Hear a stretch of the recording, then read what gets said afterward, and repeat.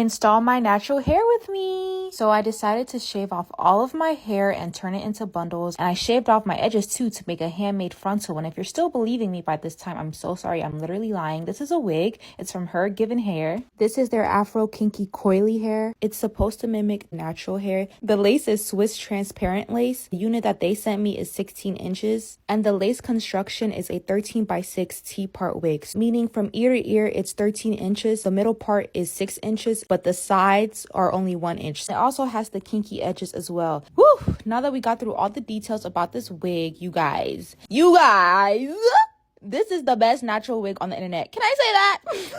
This was the most easiest install. I didn't do much. I didn't bleach the knots. I didn't pluck the lace. I didn't do nothing. I literally just cut the lace off and plopped it on my head. And I did a nice cute little afro look because that's what it gave. I do have a coupon code with them that I will put on the screen. So if you're interested in investing in this wig, you can save a little money. But yeah, guys, I don't want to be too salesy. You see it. You see it on my head. I don't gotta say too much. Look at it. It's beautiful. I like to share. So that's exactly what I'm doing. Because are you kidding me?